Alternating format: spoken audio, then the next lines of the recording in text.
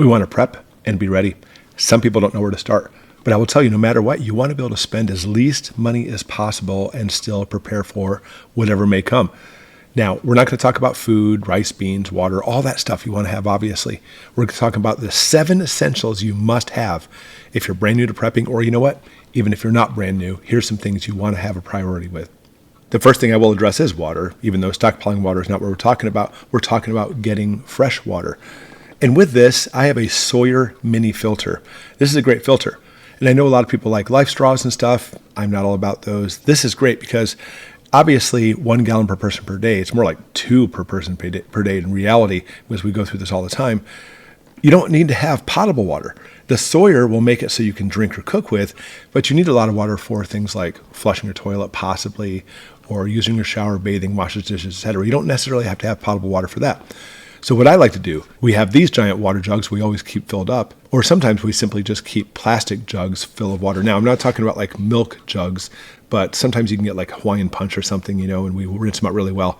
And you do have to worry about plastination, so you can always like recycle, basically put fresh water every so often. But what happens is the water you do want to drink or cook with, get the Sawyer. Instead of actually having a life straw, which makes you nuts trying to suck the water through those things. It's not very easy. Get a gravity bag. I'll link these below, by the way, if you want to pick them up. But with a gravity bag, you fill this up, put it through your Sawyer, and now it's going to continuously make water for you.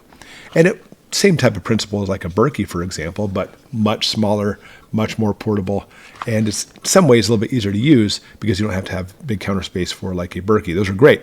But if we're talking about short term, having like this kind of apparatus works very well. But again, putting it into our containers, again, I use these containers here.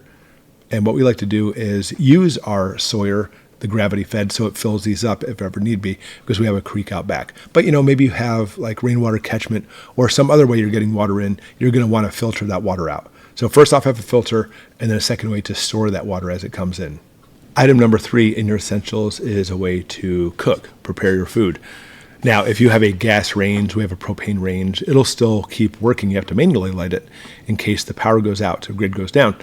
And honestly, a 300-gallon propane tank will make it last a long, long time. But maybe that's not your situation, or maybe you even have a range that won't work afterwards. There's some of them like that. I recommend getting some kind of heat source. Now, this certainly is more for short term. This actually uses propane or butane bottles. So it's actually a dual fuel, which is nice. And these are great. You can use them indoors. I still recommend a carbon monoxide detector and a fire extinguisher to be on the safe side. But you have a way to be able to continuously prepare, or at least heat food, make coffee, make tea, etc. I'll link these below, by the way, too. This is a great unit, and they're so inexpensive. In fact, I bought this one a long time ago that actually came with 4 of these, but I always keep stocked up on these too. Now, again, we're really focused on short term, the first $400-ish you're going to be spending. This is not a long-term solution. If you're talking about months grids going down, you only have so much propane or butane for these. So having an outdoor system that you can actually, like I have a Biolite that I like to use, you can see it here. And this is how you can heat and prepare food using like wood sticks and things like that in your backyard of biomass. But at least for short term, if you're brand new to prepping, get one of these stoves. These are fantastic. I also recommend some kind of solar system. I mean, it could be as simple as one of these little guys that literally has a battery pack. It's good for keeping your phone going. Your phone may not even work, but who knows, maybe you want to take pictures of the apocalypse. That's happy. Or you can actually get one of these foldable units. I love these because they can power a lot of things. And even the smaller solar generator units may not be enough to do a whole lot in your home. Maybe, again, keep your phone going or possibly a fan going. If you get a larger system, I've modeled EcoFlow, Bluetti, Mangoes, Okatels on my channel. All of them are amazing. They'll at least keep my freezer going, my deep chest freezer, which is great because be able to preserve food. Maybe I find a deer out in the backyard and that deer volunteers to become my dinner. Well, that's perfect because I have a freezer to put that deer in. Having a generator, solar generator, is not part of today's list because you're certainly not going to get anything for $400. I mean, in reality, I got a 12,000 watt, I think it is, huge generator that powers my whole house at an auction for $500, but that's one of those finds that you don't usually have. But I would recommend having a smaller solar system, perhaps the foldable ones you can actually put on a backpack if you need to. That way at least you can keep certain devices charged up, or possibly a small fan or lights going for a short amount of time.